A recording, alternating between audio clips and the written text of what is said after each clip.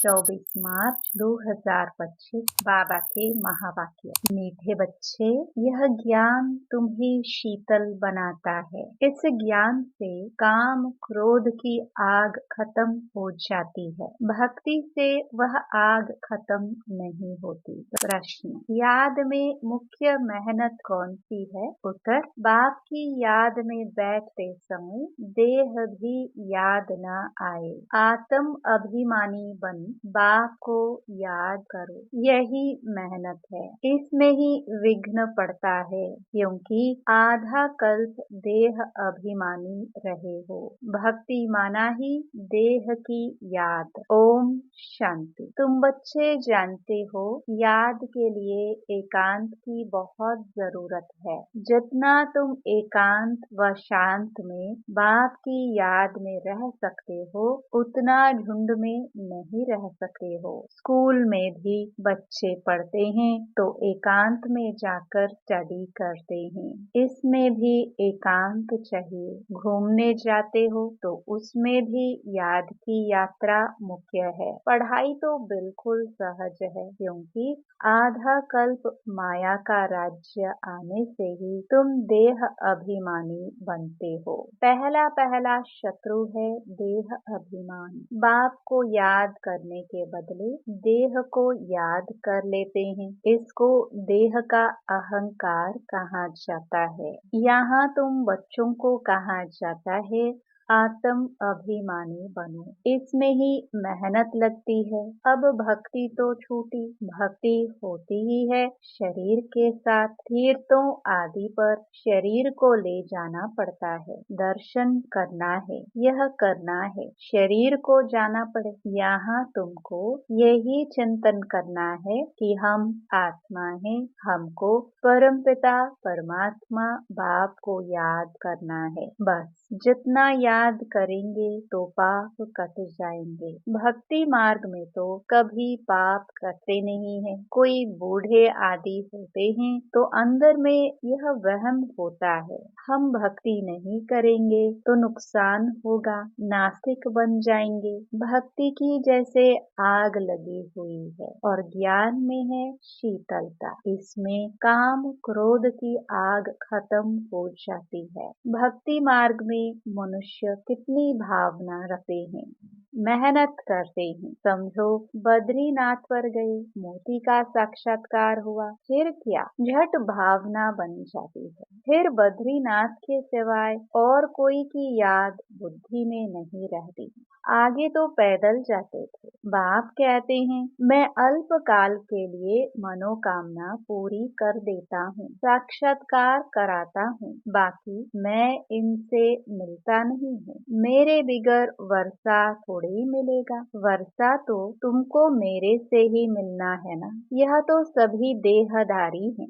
वर्षा एक ही बाप रचा से मिलता है। बाकी जो भी है जड़ अथवा चैतन्य, वह सारी है रचना। रचना से कभी वर्षा मिल न सके। पतित पावन एक ही बाप है। कुमारियों को तो संग दोष से बहुत बचना है।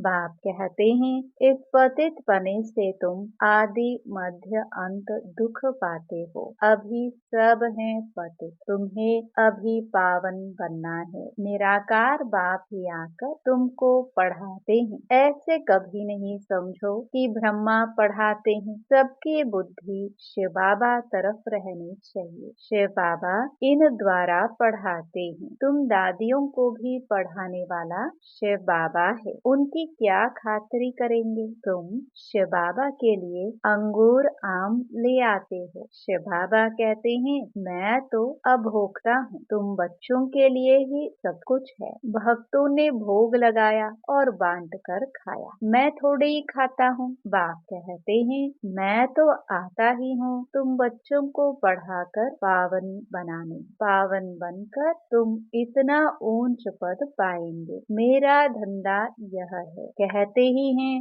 शिव भगवान वाच। ब्रह्मा भगवानुवाच तो कहते नहीं, ब्रह्मावाच भी नहीं कहते हैं। भल यह भी मुरली चलाते हैं, परंतु हमेशा समझो शिव बाबा चलाते हैं। किसी बच्चे को अच्छा तीर लगाना होगा तो खुद प्रवेश कर लेंगे। ज्ञान का तीर तीखा गाया जाता है ना। साइंस में भी कितना पावर है, बॉम्ब्स आदि का कितना धमाका होता है। तुम कितनी साइलेंस में रहते हो, साइंस पर साइलेंस विजय पाती है। तुम इस सृष्टि को पावन बनाते हो, पहले तो अपने को पावन बनाना है, ड्रामानुसार पावन भी बनना ही है, इसलिए विनाश भी मूंढा हुआ है। ड्रामा को समझकर बहुत हर्षित रहना चाहिए। अभी हमको जाना है शांति धाम। बाप कहते हैं वह तुम्हारा घर है, घर में तो खुशी से जाना चाहिए ना। इसमें देही अभिमानी बनने की बहुत मेहनत करनी है। इस याद की यात्रा पर ही बाबा बहुत जोर देते हैं, इसमें ही मेहनत है। बाप पूछते हैं चलते फिरते याद करना सहज है या एक जगह बैठकर याद करना सहज है। भक्ति मार्ग में भी कितनी माला फेरते हैं, राम राम जपते रहते हैं, फायदा तो कुछ भी नहीं। बाप तो तुम बच्चों को बिल्कुल सहज युक्ति बतलाते हैं। भोजन बनाओ, कुछ भी करो, बाप को याद करो। भक्ति मार्ग में श्रीनाथ द्वारे में भोग बनाते हैं, मुंह को पट्टी बांध देते हैं, जरा भी आवाज न हो, वह है भक्ति मार्ग। तुमको तो बाप को याद करना है। वो लोग इतना भोग लगाते हैं, फिर वह कोई खाते थोड़े हैं। पंडे लोगों के कुटुंब होते हैं, वह खाते हैं। तुम यहाँ जानते हो हमको शिव बाबा पढ़ाते हैं, भविष्य में थोड़े यह समझते हैं कि हमको शिव बाबा पढ़ाते हैं। भल शिव पुराण बनाया है, परंतु उनमें शिव पार्वती शिव शंकर सब मिला दिया है। वह पढ़ने से कोई फायदा नहीं होता है। हर एक को अपना शास्त्र पढ़ना चाहिए। भारतवासियों की है एक गीता, क्रिश्चियन का बाइबल एक होता है। देवी देवता धर्म का शास्त्र है गीता, उसमें ही नॉलेज है। नॉलेज ही पढ़ी जाती है। तुमको तो नॉलेज पढ़नी है। लड़ाई आदि की बातें जिन किताबों में है उससे तुम्हारा कोई काम ही नहीं है। हम हैं योग बल वाले, फिर बाहुबल वालों की कहानियां क्यों सुने। तुम्हारी वास्तव में लड़ाई है नहीं। तुम योग बल से 5 विकारों पर जीत पाते हो। तुम्हारी लड़ाई है 5 विकारों से। वह तो मनुष्य मनुष्य से लड़ाई करते हैं, तुम अपने विकारों से लड़ाई लड़ते हो। यह बातें सन्यासी आदि समझा न सके। तुमको कोई ड्रिल आदि भी नहीं सिखलाई जाती है। तुम्हारी ड्रिल है ही एक, तुम्हारा है ही योग बल। याद के बल से 5 विकारों पर जीत पाते हो। यह 5 विकार दुश्मन है। उनमें भी नंबर 1 है देह अभिमान। बाप कहते हैं तुम तो आत्मा हो ना, तुम आत्मा आती हो, आकर गर्भ में प्रवेश करते हो। मैं तो इस शरीर में विराजमान हुआ हूँ, मैं कोई गर्भ में तोड़े ही जाता हूँ। सत्युग में तुम गर्भ महल में रहते हो, फिर रावण राज्य में गर्भ जेल में जाते हो। मैं तो प्रवेश करता हूँ। इसको दिव्य जन्म कहा जाता है। ड्रामानुसार मुझे इसमें आना पड़ता है। इनका नाम ब्रह्मा रखता हूँ, क्योंकि मेरा बना है ना। एडॉप्ट होते हैं तो नाम कितने अच्छे अच्छे रखते हैं। तुम्हारे भी बहुत अच्छे अच्छे नाम रखे। लिस्ट बड़ी वंडरफुल आई थी संदेशी द्वारा। बाबा को सब नाम थोड़े ही याद हैं, नाम से तो कोई काम नहीं। शरीर पर नाम रखा जाता है ना। अब तो बाप कहते हैं अपने को आत्मा समझो, बाप को याद करो। बस तुम जानते हो हम पूज्य देवता बनते हैं, फिर राज्य करेंगे, फिर भक्ति मार्ग में हमारे ही चित्र बनाएंगे। देवियों के बहुत चित्र बनाते हैं, आत्माओं की भी पूजा होती है, मिट्टी के सालिग्राम बनाते हैं, फिर रात को तोड़ डालते हैं। देवियों को भी सजाकर पूजा कर फिर समुद्र में डाल देते हैं। बाप कहते हैं मेरा भी रूप बनाकर खिला पिला कर फिर मुझे कह देते ठीक कर भीतर में है। सबसे दुर्दशा तो मेरी करते हैं। तुम कितने गरीब बन गए हो। गरीब ही फिर ऊंच पद पाते हैं। साहूकार मुश्किल उठाते हैं। बाबा भी साहूकारों से इतना लेकर क्या करेंगे। यहाँ तो बच्चों के बूंद बूंद से यह मकान आदि बनते हैं। कहते हैं बाबा हमारी एक ईंट लगा दो। समझते हैं रिटर्न में हमको सोने चांदी के महल मिलेंगे। वहाँ तो सोना ढेर रहता है। सोने की ईंटें होंगी तब तो मकान बनेंगे। तो बाप बहुत प्यार से कहते हैं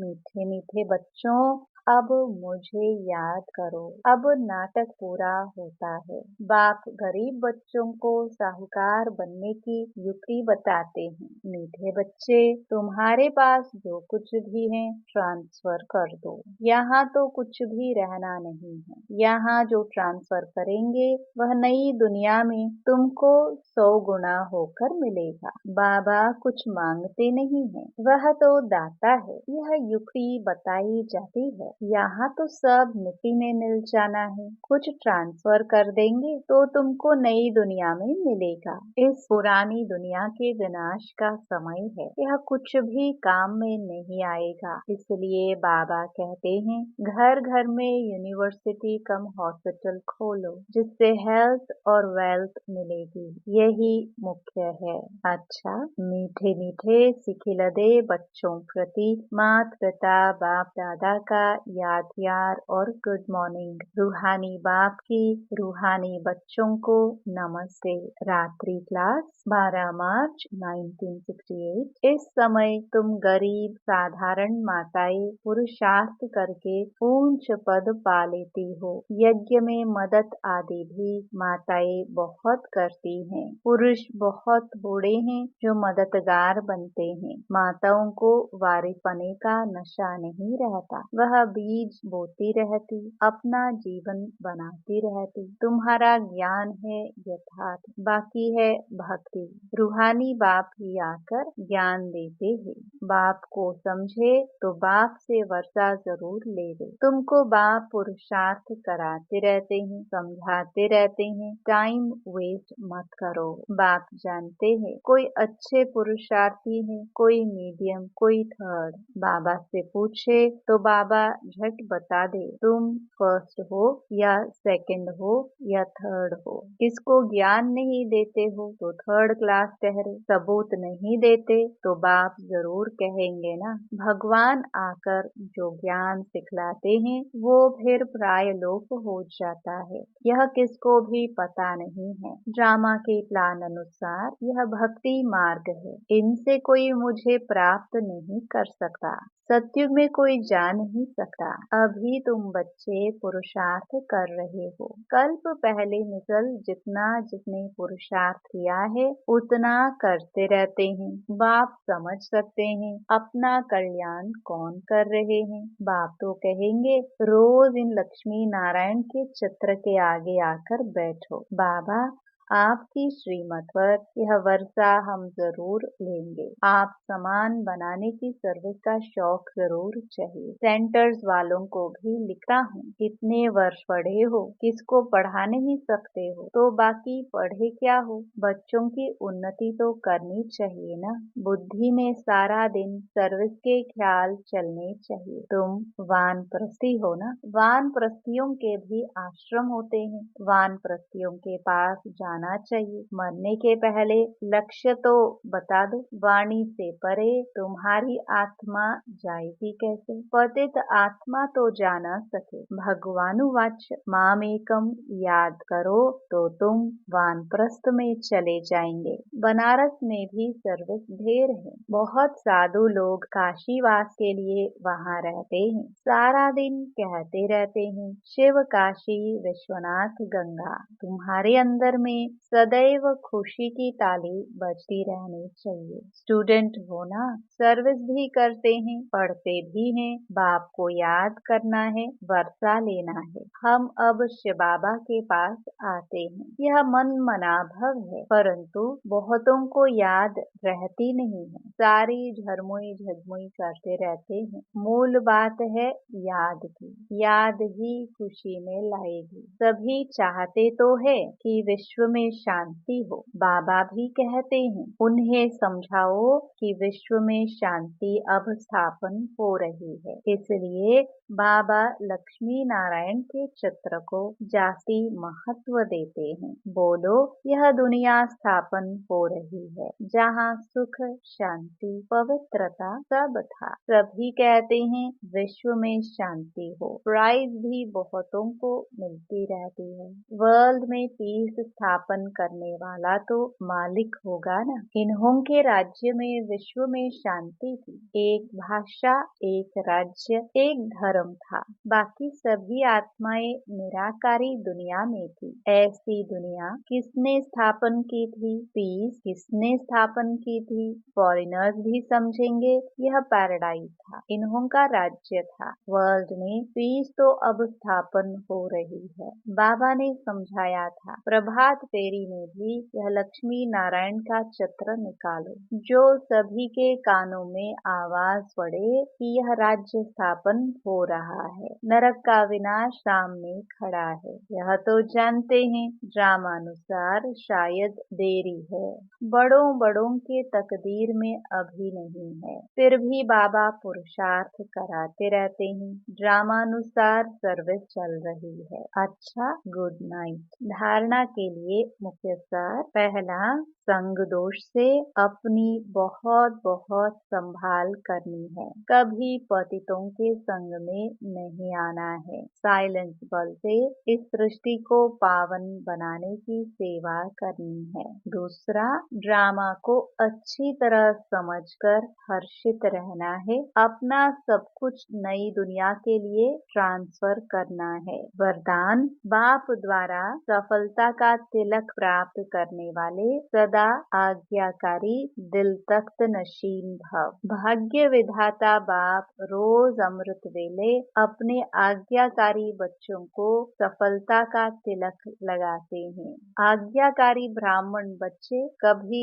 मेहनत व मुश्किल शब्द मुख से तो क्या संकल्प में भी नहीं ला सकते हैं। वह सहज योगी बन जाते हैं। इसलिए कभी भी दिल शिकस्त नहीं बनो, लेकिन सदा दिल तख्त नशीन बनो।